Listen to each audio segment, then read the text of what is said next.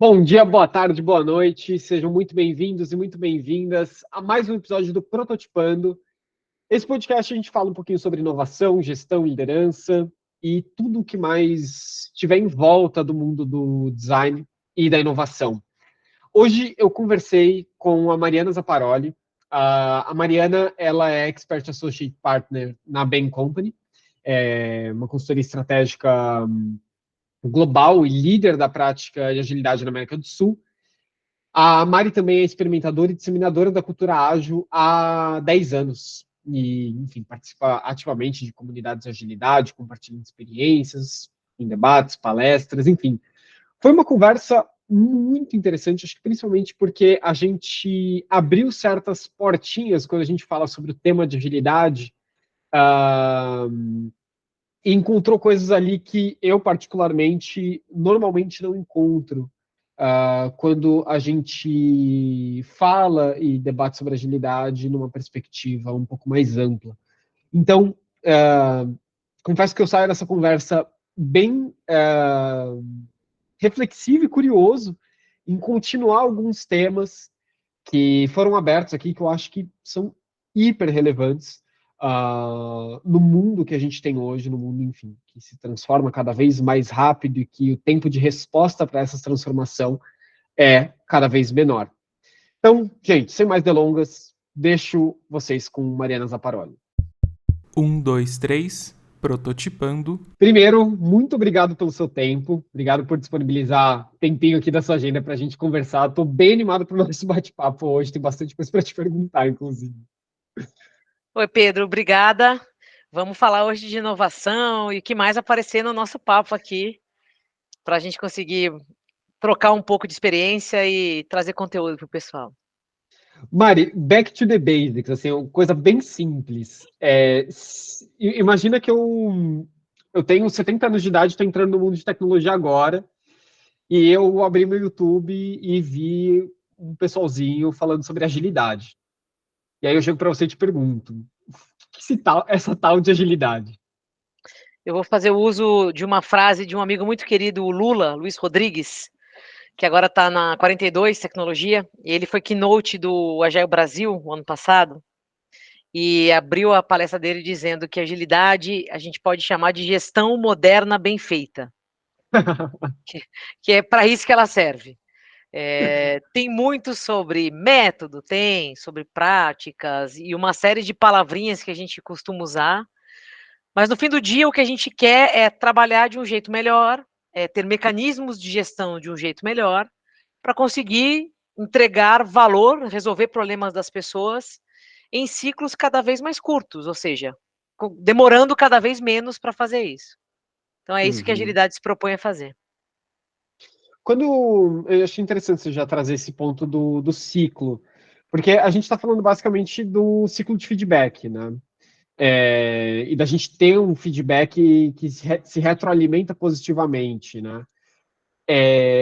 Onde que você vê na tua experiência, Mari, que o ciclo de feedback ele acaba não funcionando e por quê? Acho que o primeiro ponto de falha de execução dos chamados times ágeis é a fatia, o tamanho da fatia. Quando a gente fala de Scrum, que é um dos métodos mais utilizados e mais falados no mercado, tem o famoso a janela de tempo, né? Que a gente usa muita expressão em inglês, chama de time box, que é aquilo que o sprint, que é o ciclo de execução, define. E que o Scrum fala que não deve ser maior que um mês. Por quê? Porque imagina que se a gente trabalha com janelas mensais, a gente está dizendo que dentro de um ano eu sou capaz de entregar valor para o meu cliente, para o meu negócio, 12 vezes ao ano. O que não é muita Uhum, coisa no mundo de hoje. Então, uhum, mais do que isso, extrapola qualquer expectativa do time to market, de chegar até o mercado com alguma solução. Por isso, os ciclos curtos. Mas para que a gente consiga, de fato, entregar soluções em ciclos curtos, eu preciso trabalhar com lotes de problemas, com hipóteses de soluções pequenas. Porque senão não tem milagre. A agilidade não faz milagre. E o uhum, primeiro modo de falha é esse: as pessoas têm muita dificuldade de fatiar o trabalho de valor num ciclo curto. Qual que é a fatia mais recorrente? Não, eu vou fazer primeiro a base de dados. Entreguei um mês depois da base de dados. Tá, o que eu faço com a base de dados? Nada. Eu estou pronto para construir minhas integrações. Aí, que legal, é importante, você precisa ter base de dados. Porém, passou um mês e eu não entreguei nada para ninguém usar. Próximo mês, vou fazer as integrações. Que legal, integração, tá bom. Outra vou começar pela tela. Tá bom, a tela é um protótipo, dá para você capturar feedback? Se a resposta é sim, tá valendo. Agrega valor, eu capturo o feedback. Só que às vezes não. A tela é uma coisa, oca, que sozinha você não testa nada, porque ninguém consegue usar até que as integrações levem informação até ela. Então, a gente se engana nessa fatia. A gente tem muita dificuldade de trabalhar com fatia de valor. E, consequentemente, se eu não trabalho com fatia de valor, eu não tenho feedback. É isso, eu fiz a base de dados. Que feedback que você tem? De consumo? Não, você pode mitigar risco de desenvolvimento? Talvez. Mas feedback de consumo daquilo que você fez, não. Então, aí é o primeiro ponto de falha que eu acho que é o que mais acontece ainda. Depois observo outros pontos dessa cadeia de valor, que é a dificuldade de fazer essa captura de feedback, porque às vezes organizações ainda são tão grandes e tem tantas camadas, que a pessoa que desenvolve o produto ou serviço fica muito longe desse consumidor final, daquilo que foi produzido. Seja porque tem 5 níveis de papéis, é o PO, é o PM, é o GPO, é o BPO, é o PO de todos, é o Product Head e o CPO. Aí, tá, e quem fala com o cliente? Nenhum desses. Quem fala com o cliente, nenhum desses. Quem fala com o cliente é lá, área de CX. Aí você faz, oi?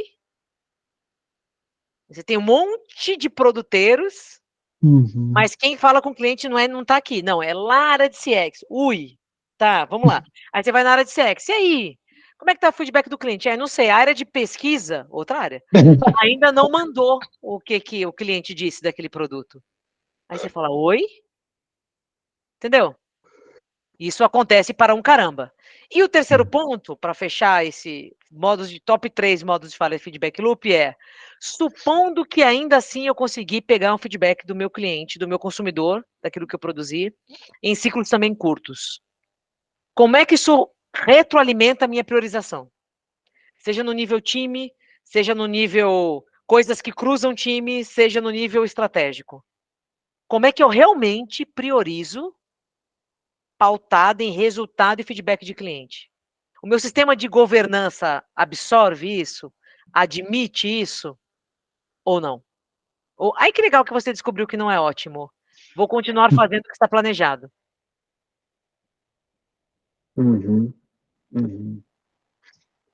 Eu acho que tem uma camada de complexidade também quando existe uma transversal que eu vou continuar fazendo o que foi planejado porque existe alguma cláusula contratual, existe alguma pressão de um stakeholder ou um top-down, uma decisão muito estricta de presidência, nível executivo, que não, vai ser assim, né? Eu vou por tal caminho. Você vê isso acontecer bastante, Mari? Vejo, mas eu acho que principalmente essa coisa de cláusula contratual é um grande problema na sua interface de comunicação com a sua cadeia produtiva, né?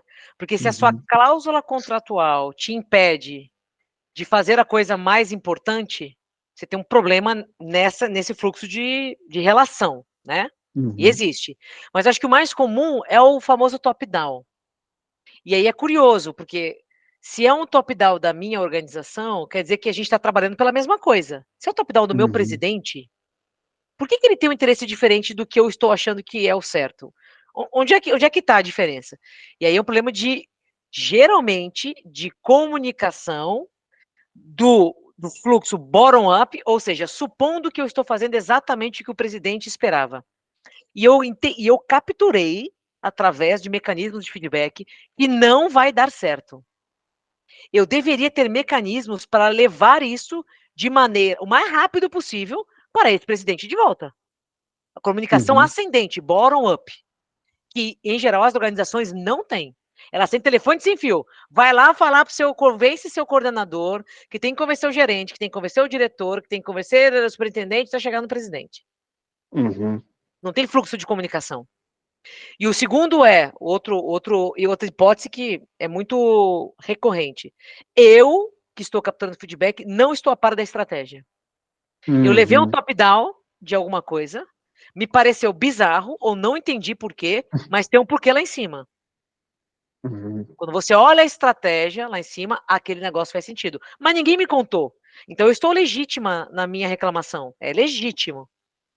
Agora, se você abstrair o meu incômodo e olhar a estratégia, pode fazer sentido. Então, a comunicação da estratégia e usar de fato essa ambição que a estratégia declara como grande guia da priorização é um outro grande desafio nas organizações. Por isso que eu trabalho na Bain Company, né, que é uma consultoria estratégica. E o que a gente faz, geralmente, como Bain Company no tema de agilidade? Eu sou a líder do tema de ágil na América do Sul. Legal, o que você faz, Mari? Show, mas faz o quê? Eu, no meu trabalho, não tem nenhum problema de sentar com os Scrum Masters e falar, galera, vamos aprender a fazer métrica de fluxo? Se tiver que fazer, a gente faz. Mas, geralmente, nosso trabalho não é esse, até porque, como consultoria estratégica, numa categorização que o mercado chama de premium, a precificação, ela é diferenciada. Ou seja, custa caro. Por isso que, geralmente, se usa consultorias estratégicas, como a Bain, a McKinsey, BCG e tal, em coisas muito estratégicas. Beleza, e onde é que a agilidade cabe nesse mundo tão estratégico? Cabe no chamado modelo operacional. É como é que essa empresa se estrutura para executar aquela estratégia. Então, é aí que a gente entra. Então, esse fluxo de governança que eu comentei é um tema muito recorrente no meu trabalho. Comunicação de estratégia, idem. E hoje em dia o mercado quase todo, muita gente de várias indústrias quer usar OKRs como forma de comunicar estratégia. É um tema muito frequente. E assim por diante. Então, esses problemas que a gente vê esse elo de por que eu preciso fazer algo, faço esse algo e tenho que perceber se está funcionando, para que ele retroalimente este ciclo, a gente tem muita dificuldade de fazer isso bem feito nas nossas organizações grandes. Nas pequenas, naturalmente se flui melhor, elas são geralmente monoproduto, monocanal, é uma startup, são 10 pessoas que sentam no mesmo lugar ou estão o dia inteiro conectadas, é outra dinâmica. Vai fazer isso com 7.000 pessoas, com 100.000 pessoas. Como é que é, né? Mari, e o tema confiança? Porque eu não posso deixar de pensar que para que esse ciclo de feedback ele se retroalimente e, de fato, é preciso ter um elo muito fortificado a partir de um valor de confiança. Eu tenho que confiar que aquela informação ela realmente faz sentido, ela foi captada com um método em que eu concordo. E eu vejo que em alguns casos, muitas vezes, pela própria resistência do viés do nível executivo ou acima, se começa a se fragmentar a confiança de que, putz, mas será que aquele método está certo? Será que a entrevista ela realmente foi feita adequadamente? Você vê isso acontecendo? Não? Faz sentido isso que eu estou falando para você? Faz, também vejo. E aí, acho que como qualquer relação de conversa, de comunicação, seja profissional ou pessoal, é uma via de mão dupla. Qualquer uma. Então, por um lado, a gente ainda vê pessoas mais sêniores, chamadas de executivas, que até por desconhecimento de uma prática ou de um método, não dá a devida atenção ou valorização da informação que está sendo trazida. E aí vai depender muito dessa cadeia hierárquica. Como é que eu faço um VP da minha área acreditar no que eu estou dizendo se eu sou, sei lá, analista sênior dentro de um time de produtos? Muito provavelmente, eu vou ter que convencer esta cadeia que nos separa entre esse VP e eu, para que essa informação chegue até essa pessoa, correto? Em grandes organizações é assim que funciona. Tá. Então, para convencer essa cadeia, eu vou ter que entender o que essas pessoas valorizam como informação. E isso passa por métodos de comunicação e por instrumentação. Sabe esses cursos de comunicação executiva? Eles não existem à toa. É porque existe uma arte de organizar, que aliás, só estando na Bain, que eu estou nos últimos 3 anos e meio, eu consegui entender o valor do skill de comunicação executiva. Eu não tinha noção, até trabalhar na consultoria, do quanto a comunicação, este elemento, a forma como você coloca uma informação, à disposição dessa informação, estrutura a linha de raciocínio, cria o storytelling, quão poderoso é isso e como, em geral, as pessoas não sabem fazer. E por isso que tem muita dificuldade de fazer com que a sua ideia seja ouvida. Então, veja bem, eu não estou dizendo que o problema é só da pessoa que não sabe como levar a informação, porque você tem que ter um ouvido disposto, né? Então, a gente ainda vê ouvidos poucos dispostos. A gente ainda vê gente muito sênior com a razão do mundo, achando que sabe tudo, porque está naquela indústria há 50 anos. Sendo que a indústria de hoje é completamente diferente da indústria que ele vivia há 50 anos. Então, existe esse ouvido seletivo. E aí você tem que contar com essa cadeia de relacionamento, porque esse VP, ele pode não confiar em você, analista sênior, mas provavelmente ele confia no diretor dele. Provavelmente. No direto dele. Então você tem que fazer a informação chegar até lá. Do outro lado, quem está propondo aquela informação precisa aprender a levar o negócio para cima. Não precisa trabalhar a comunicação nas perspectivas de impacto e impacto em coisas relevantes. Impacto no quê? Impacto no dinheiro, impacto no uso, impacto na imagem, impacto com a concorrência, impacto do quê? Impacto daquele problema. Se existe alguma hipótese de solução, porque ninguém gosta de receber seu problema. Ah, os nossos especialistas perceberam que este produto não vai trazer a base de clientes que a gente esperava. Ah, legal. E? Aí que não vão fazer o que você mandou. E? Vão fazer o quê? Então, levar só problema em mundo executivo não existe. Você tem que levar o problema e a hipótese de solução. E a nossa recomendação é fazer o quê? Investir lá, fazer outro produto, trocar o canal, trocar o segmento. E se eu trocar o segmento, tá bom, mas se eu trocar o segmento, o que acontece com a rentabilidade que eu achava que eu ia ter? Eu capturo de outra forma? Eu deixo o dinheiro na mesa? Esse é o papo dessa galera. Uma vez me perguntaram, quantos reportes para investidores de qualquer empresa que te interesse você já leu na vida? E na época, eu tinha lido, porque eu já tinha participado de um processo de abertura de capital. Então, não só o nosso, da empresa, eu tinha lido da concorrência, porque durante o processo eu fui entender o que tinha que sair do outro lado. Até porque eu era governança. Então, eu tinha que saber o que... Então, eu estudei, dado uma necessidade. Mas fato é que eu acho que a gente tem pouco... Meus amigos que não foram expostos a isso, acho pouco provável que as pessoas tenham o hábito de se familiarizar com esse tipo de comunicação. E é um exemplo de como, em geral, nós trabalhamos desconectados com variáveis chaves do nosso negócio. A gente gosta de ter emprego, claro. A gente gosta de ter um espaço de contribuição com a nossa expertise. Se eu sou designer, no design. Se eu sou produto, no produto. Se eu sou agilista, nos temas de agilidade, tá bom. Mas para que serve aquilo que a gente faz ali? Para os usuários, consumidores, daquilo que a gente produz diretamente, mas para o negócio que eu estou inserida. O que é a minha empresa? Quais são os competidores dessa empresa? O que eles estão fazendo de diferente? A gente não trabalha muito ligado nesses negócios. E também não há o hábito da empresa de nos convidar para essa conversa, né?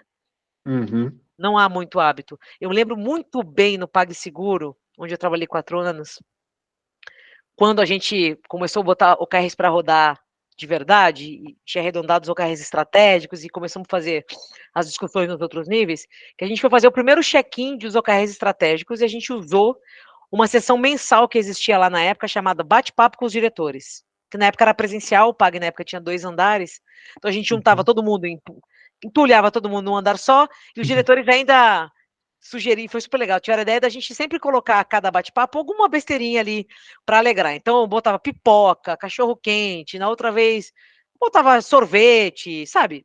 Botava alguma coisinha ali para dar uma mudada no ambiente, dado que a gente fazia lá dentro na época. E aí, o primeiro bate-papo com os diretores, quando a gente fez o check-in de OKRs estratégicos, existiam variáveis muito usuais no mercado, né? Receita menos PDD e as outras expressões que a gente olhava lá, né? A quantidade de transações e etc. E aí, beleza, a gente apresentou, a gente estava dentro do contexto, eu também estava, a gente achou genial, né? Pô, a diretoria apresentar para as pessoas os resultados daquela organização. E eles como responsáveis daqueles números majoritariamente, mas todo mundo tinha responsabilidade sobre aquilo ali. E aí a gente foi coletar feedback da sessão e o que mais apareceu foi: nossa, achamos super legal os diretores virem contar pra gente essas coisas que eles têm que falar aí pro resto do mundo, mas na boa, não entendemos nada. Não faço a menor ideia do que seja RL menos PDD. O custo de 3 pontinhos. Aí a gente falou, caraca, erramos no princípio básico, né? Beleza. Próximo check-in, o mês seguinte. Como é que a gente abriu o bate-papo com os diretores? Com o gerente geral da época que tinha lá, que era um cara que ele era muito eloquente, assim, e ele tinha uma forma de falar, não de um financeiro tradicional. Ele era um cara que levava com muita simplicidade e leveza o mundo de finanças. E aí ele pegou, e ele foi apresentar os conceitos. Ele foi falar, pessoal, vamos lá. Vamos fazer aqui uma micro aula de finanças. E com que desenho? O que é essa variável? Significa tal coisa. Porque lá tinha, nos slides na sessão anterior, tinha só os acrônimos, né, as letrinhas que a galera usa, e o pessoal falou, RL menos PDD, receita líquida menos perda. Mas assim, a pessoa tá olhando lá, RL menos, não entendeu nada. Então ele foi lá, o que é RL? Receita líquida. Como é que se calcula a receita líquida? É assim. E deu uma aula de finanças. O bate-papo foi basicamente a aula dele de finanças, e depois o check-in de OKRs. Aí a galera falou, nossa, que legal. Agora a gente começou a entender um pouquinho desse vocabulário. Que não é do nosso hábito organizacional. Nem as lideranças se preocuparem com que as pessoas entendam, nem as pessoas cobrarem ou buscarem entender com facilidade esse mundo, né? Que interessante, Mari. Mari, uma coisa que eu queria. Tá bem interessante esse papo que a gente está tendo, e eu queria me aprofundar um pouco no tema que a gente abriu aqui, que é como é que você tem explorado, né, como consultoria, ou ajudado empresas a ou não caírem num certo fake agile, ou a tirarem elas desse lugar. Como é que você tem feito isso? Cara, como Bain e Company, né, trabalhando numa consultoria estratégica, eu tenho o privilégio de chegar nas organizações com algum comprometimento de grandes líderes. A gente não chega nas empresas para fazer um trabalho de redesign ou de modelo operacional sem que ou conselhos ou a diretoria executiva queira que isso aconteça. Não, dificilmente na sua plenitude, maioria, mas de algum jeito ali decidiram que iam fazer. Sim. Então, isso facilita muito a nossa condição de trabalho. Ao meu ver, não resolve, porque se a gente entrar no modo empurrado para todo lado, ladeira abaixo, quando a gente sair, a coisa não vai ficar de pé. É a elasticidade do sistema, né? Você empurra, empurra, empurra, só que se isso aqui não vira um novo estado atual, quando você tira a força, volta para o que era antes. Então não dá, aí faz parte do meu trabalho, conduzir as discussões de maneira que as pessoas consigam entender melhor para que isso está sendo feito quando a compreensão não chegou até todos os ouvidos, pelo menos nas camadas mais intermediárias ou papéis mais chaves. O que geralmente a gente faz é entender a forma como aquela organização está operando. E a gente tem instrumentação na BEM para isso. A gente tem pesquisas próprias, com benchmarks de bases próprias, então instrumentação de pesquisa a gente tem, portanto, a gente consegue fazer isso em poucas semanas, mesmo em larga escala.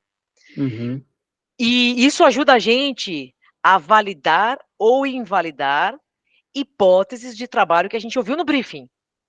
É claro que, como consultoria, a gente entra numa empresa com um contrato, falamos sobre contrato, com um tempo esperado e com alguma relação de escopo. Porém, a gente faz valer a máxima da eficácia, que é trabalhar na coisa mais importante. Então, não é incomum a gente pivotar o trabalho junto com o cliente, porque os nossos contratos não nos inviabilizam disso. Falamos sobre contrato, né? Os nossos contratos não inviabilizam isso. Se estamos de comum acordo com o cliente, a gente pivota o nosso trabalho. Claro que assim, pivota, não é 180 graus, né? Eu estava falando de agilidade, agora eu vou falar sobre M&A. Então, não vou fazer nada do meu modelo operacional, eu decidi. Quer dizer, até essa conversa pode rolar, e aí não é mais comigo, é com os sócios. Mas falando aqui daquilo que está sobre a minha gestão, a gente faz. Porque a gente consegue, junto com o cliente, entender, às vezes, que a gente tinha uma hipótese que caiu, que apareceu algum elemento mais importante no modelo operacional que a gente precisa ajudar a resolver no ciclo de trabalho que a gente tem lá. Então, a gente traz o contexto do cliente nesse diagnóstico, a gente, em comum acordo, entende quais são os pontos em que são os principais bloqueadores desse modelo operacional, e aí a gente acorda o que a gente faz dali para frente. Então, acho que o que tem de interesse, modos de falha, coisas que a gente não. Vou inverter a pergunta, tá? O que a gente não faz? A gente não chega empurrando solução sem entender o problema. E a gente não entende o problema só sobre a ótica da liderança executiva. A gente caminha pela organização para captar outros olhares e outras vozes. E a gente não implanta framework. Não implantamos framework. Vou chamar a Mari, a Bain Company, para implantar X. Não é isso que a gente faz. A gente desbloqueia e às vezes até recria partes para desbloquear elementos da forma como aquela organização opera. Estruturas, design organizacional, mecanismos de governança, processos-chave, papel, responsabilidade. Às vezes a gente vai lá nos times, faz umas recalibradas de alguns conceitos importantes, tipo métricas, né, que a gente chama de ways of working, formas de trabalho, às vezes modelo de incentivos, a gente faz muito. Como é que está o modelo de metas dessa empresa? Ah, as pessoas não são colaborativas, cada um olha para si, a gente trabalha em silos. Ah, legal, precisamos ser mais coletivos, tá bom. Como é que você ganha seu bônus? Ah, se eu entregar essa lista aqui. Se eu não entregar essa lista aqui, eu não ganho bônus. De quem que é essa lista? Só minha.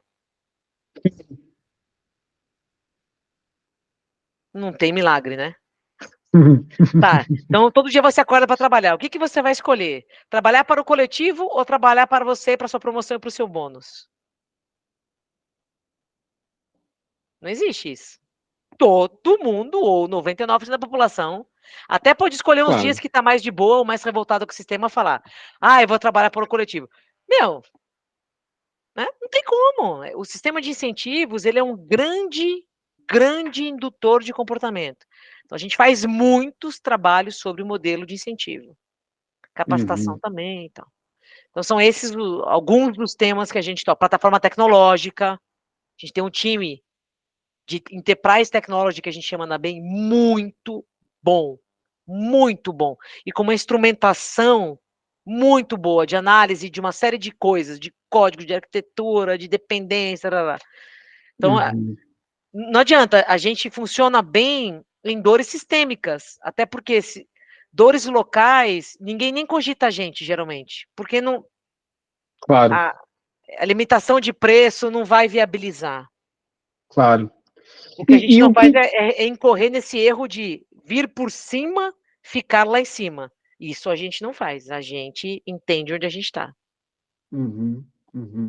Interessante isso, Mari. E o que você vê, assim, dada a sua experiência, onde você vê que são os principais bloqueadores para fazer uma operação ágil, conseguir colaborar de fato entre si, visto que muitas vezes acho que você trouxe um tema aqui para cima que são os mecanismos de incentivo, né?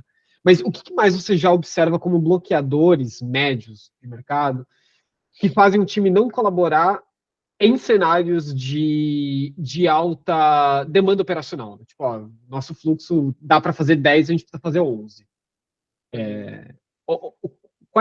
Quais são os bloqueadores que você vê? Normalmente 3, 2 bloqueadores principais.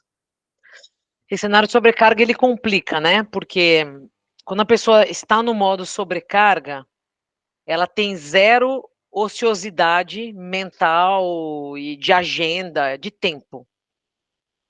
Quando as pessoas não têm esse que a gente chama de slack time, qualquer coisa que eu proponha para ela diferente vai dar arrepio. Porque ela está direcionada a executar o máximo de coisas que ela tem para fazer. Já viram aqueles chartzinhos das pessoas remando com a mão, com a cabeça para baixo, e vem alguém com remo e fala: Sei, é mais ou olha, menos isso, né? eu acho que tem uma coisa aqui que pode ajudar. A pessoa fala: passa amanhã que eu estou ocupado. Mas é natural, porque a pessoa está sobrecarregada, ela não está só ocupada. Ela nem tem tempo, porque se ela parar para levantar a cabeça do barco, olhar o remo e tentar usar o remo, ao tentar usar o remo, ela vai gastar um tempo maior, porque ela não sabe usar o remo. Mesmo que depois esse remo faça aquele barco andar 25 mil vezes mais rápido. Mas tem o Uhum. tempo de aprendizagem, tem o tempo de teste, tem o setup dessa nova configuração. E aí, se a pessoa está numa zona de sobrecarga, ela não tem esse espaço para tomar risco. Uhum. Então, em ambientes de sobrecarga, é muito difícil propor qualquer mudança. Qualquer mudança. Que seja parar de usar a tela A e usar a tela B. No way. Eu vou seguir na A porque aqui eu sei como é que eu tenho que fazer. Uhum. Dito isso, o que eu vejo mais melecar as nossas ambições de trabalhar em ambientes melhores e mais frutíferos? Modelo de incentivos. O super. E puxa o 2, chamado-se liderança. Né? Muitas vezes, o problema da liderança também vem pelo modelo de incentivo da liderança. Se não, vem porque a liderança, ao ser liderança formal, com cargo e tal, quer dizer que essa pessoa teve sucesso na sua trajetória. E formas de trabalho fizeram com que ela chegasse até lá. Então, você chegar para alguém que tem histórias de sucesso e falar, então, esse jeito que você está trabalhando aí, não se trabalha mais, deixa eu te falar uma coisa nova, é sempre uma conversa desafiadora, né? Sim. É sempre uma conversa desafiadora, porque ela tem credibilidade no que ela faz. A gente fala assim, meu CEO é um parado no tempo. Não, tudo bem, não sei, pode ser que seja, mas a questão é, essa pessoa é CEO, é Chief Executive Officer, e alguma coisa fez ela chegar lá. Não é Uhum. trivial. Não dá pra você chegar para alguém nessa posição e falar: "Você não sabe nada". Oi? Não é verdade, não Uhum. é? Pode não Uhum. estar gerindo aquele ambiente para o potencial máximo, pode, mas é uma pessoa respaldada e com credibilidade para chegar onde chegou. Então liderança é complexo. E o terceiro são os elementos mesmos de gestão de uma organização, principalmente a gestão sistêmica, a gestão cross. E onde a gente vê atrapalhar bastante são fundamentalmente dois, né? Os modelos de governança e priorização e orçamento, que anda casado. Então, como Uhum. é que eu distribuo, faço a gestão do meu dinheiro, fazendo que iniciativas, e depois se eu perceber através do feedback loop, porque olha, a gente funciona super, a gente entregou uma fatia fina, pegou o feedback rápido do cliente, percebeu que, nossa, tá muito pro lado errado.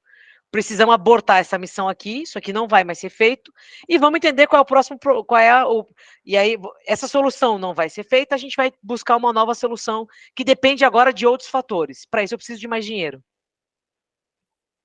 Como é que eu fluo essa conversa na organização? E agora eu Uhum. dependia do time do João e da Maria. Essa solução não deu certo. Agora vai depender do time da Joana e da Karina, que estão lá fazendo outras coisas. Como é que eu negocio essa repriorização aqui? E como é que eu faço o dinheiro que antes ia para o João e para a Maria, agora ficar disponível para as outras duas? Uhum. Esses mecanismos são os grandes detonadores de time to market.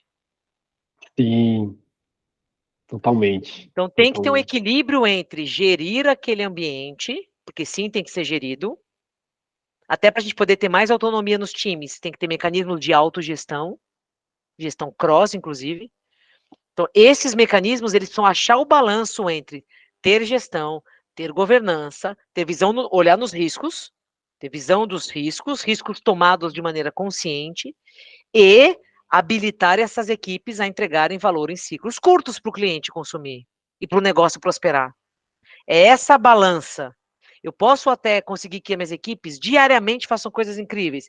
Talvez meu mecanismo de governança precise fazer as suas seus encaixes de limites de autonomia e averiguação, pode ser. Agora, se isso aqui torna a minha produção diária uma produção mensal, lascou-se, né? Aí não dá, né? Sim. Eu já vivi cenários em eu consigo entregar código, na época era TI, a cada 15 dias. Ah, mas eu só tenho janelas de discussão de mudanças no comitê uma vez por mês. Desculpa, não tenho o que fazer. É o comitê mensal. Não, mas eu consigo fazer quinzenal. Ah, problema é seu. Tá Só no rápido mês. demais. Guarda aí, deixa mofar um pouquinho. Depois que a gente aprovar no comitê, aí você pode pensar em colocar em produção. Uhum. No mínimo, dobrou, que era mais, porque daí você disparava o processo de produção. Sim. Então, eu demorava quase 3 vezes mais o tempo que meu processo core produtivo tinha para entregar uma solução para quem consome. Aí não faz sentido, entendeu? Uhum. Não faz Uhum. sentido. Agora, no outro lado, também vejo empresas grandes o suficientes, desgovernadas. E aí paga-se o mesmo preço dos desperdícios de outra forma. Ah, a gente não é burocrático. Ai, que legal. Porém, bate cabeça para um caramba. Quando tem um problema para resolver, ninguém sabe com quem fala. Ah, isso é do João. Ah, não é meu, não. É de quem? Não sei. Faz 3 meses que não é mais meu. E você não tem nada, você não tem mapa de nada, você não tem fluxo de crise, você não tem mapa de comunicação, você não tem nada. A gente também Uhum. vê isso. Opa. Então, há uma aversão à burocracia desmiolada. Uhum. Precisa achar, de novo, o ponto de equilíbrio. Porque a Uhum. governança não é uma palavra que deveria machucar a gente. A Claro. governança é uma estrutura que ajuda a gente a tomar boas decisões. O diretor, o VP e eu, analista, desenvolvedor, coordenador, seja quem for. Se eu tenho Uhum. instrumentação, eu consigo tomar decisão. Se não, é maluquice, é complicado. Senão a barata voa, né? E aí as pessoas gastam um tempo enorme em resolver os baratas Claro. voas e não percebem que não dá mais para trabalhar assim. Sim. Não percebem que não dá mais para trabalhar assim. Ah, joga lá no Slack. Ah, tá. Quantas pessoas tem no Slack? Agora 5.000. Oi? Entendeu? Antes, quando a gente era 40, tudo bem você jogar lá no Slack. Alguém vai reagir rápido, porque tá no Slack. Então, alguém vai Uhum. resolver o problema. Agora, joga no Slack com 5.000 pessoas, 45 áreas, 5 diretorias. Ninguém vai fazer nada com aquilo, deixa eu te contar. Não funciona mais. Joga lá no Slack. Sim. Sim, muito bom, muito bom. Mari, eu tenho muita pergunta para te fazer, porque tá sendo muito interessante te ouvir sobre tudo isso. Eu acho que a gente está falando sobre tópicos que, enfim, pelo menos para mim, são algumas miudezas que estão dentro desse debate de agilidade, mas que não convencionalmente a gente aborda.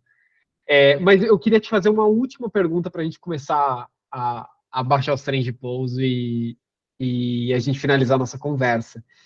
Eu queria saber qual que foi o melhor erro que você já cometeu como Agile Expert ou trabalhando no mundo ágil como um todo.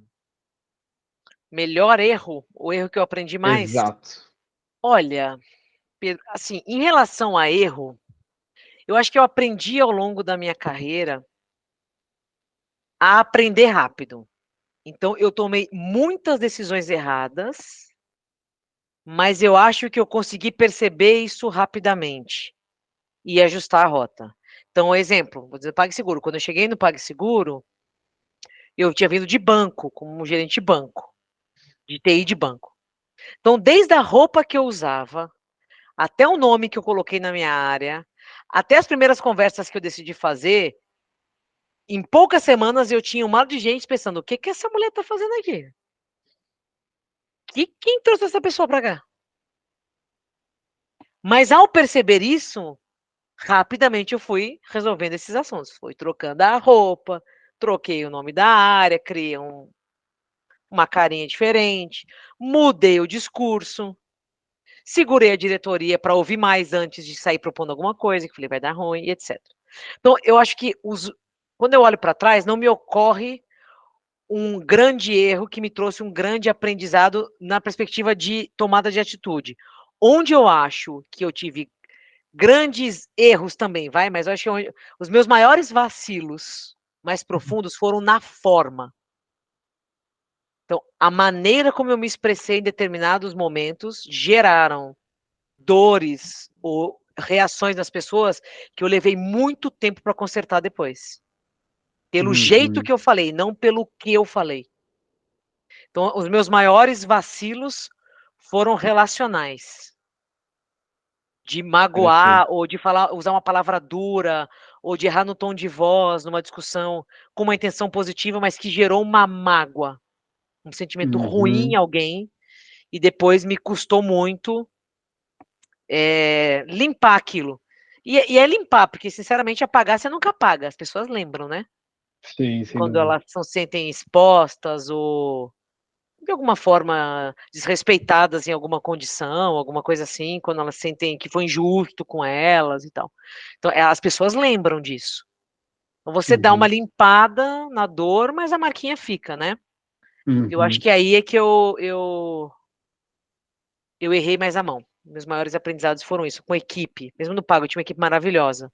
Uma vez eu tive uma reação com uma pessoa da minha equipe, porque eu estava com outras coisas na cabeça, e apareceu uma conversa cruzada, e eu reagi na mesma intensidade que eu estava antes, por uma coisa que não precisava, e tinham coisas a serem ditas que eu não ouvi. Eu reagi super mal, falei, mas você não pode fazer essa coisa, que eu precisava saber, que senão isso aqui vai... E a hora que eu acalmei, a pessoa fala, deixa eu te contar o que aconteceu, e você nem ouviu. Aí eu falei, conta. Aí a pessoa contou, aí eu entendi. Falei, desculpa. Entendi, foi mal. Foi mal, mas essa pessoa já tinha ouvido um monte de reclamação que não precisava. E no caso, eu ainda quase que briguei com o meu chefe, que estava junto também. Então o chefe viu o negócio também, sabe? Aí acho que estão os meus maiores vacilos, assim, mais relacionais. E quando a gente fala de agilidade, a gente fala muito de relação, né? Então o time tem que ter confiança. Nas suas interlocuções, você tem que ter confiança, você tem que saber jogar para o time, né? A coletividade, a colaboração. A gente fala isso nas organizações mais fluidas, mais em rede. E agilidade é geralmente um elemento desses ambientes. Super legal. Mas se você tem muitas relações, você já não é mais uma pessoa desenvolvedora que recebe um ticket no sistema, bota teu fone de ouvido, faz o código, depois manda um e-mail para alguém homologar. Se você é alguém que tem que se relacionar, que tem planning para fazer, que tem daily para fazer, que tem retro para discutir melhoria, tem que demonstrar um nível de vulnerabilidade. Se é esse o mundo que a gente quer, relacional, mas dinâmico, a gente tem que cuidar muito das relações. Sim. Muito. Que aula, Mari, que aula. Eu queria te agradecer demais, Mari, pelo seu tempo, por esse bate-papo. Nossa, vou te dizer que eu aprendi muito aqui. Fiquei tentando ouvir cada palavrinha que você falava, porque, enfim, fez muito sentido, tanto para nós quanto para os nossos projetos. Para mim, acho que foi realmente uma aula te ouvir aqui, Mari. Então, queria te agradecer Obrigada. demais pelo seu tempo. Obrigada. Eu E que agradeço.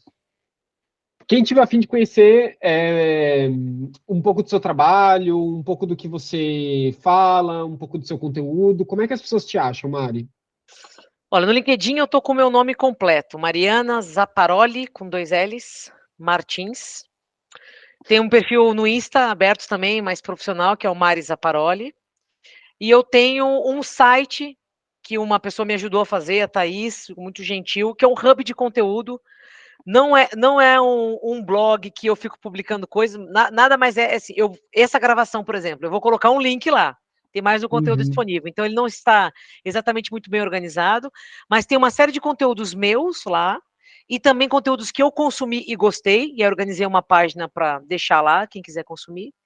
Então, se quiser, não sei por onde começar, lá tem podcasts que você pode ouvir, comunidades que você pode buscar, perfis de YouTube, palestras que estão espalhadas aí pela internet. Então, lá tem bastante conteúdo, chama marizaparoli.com, o site. Show. Mari, de novo, obrigado pelo seu tempo. Foi um prazerzão te ter aqui. E espero Obrigada. contar contigo numa próxima também. Obrigada, Pedro, Léo, que organizou.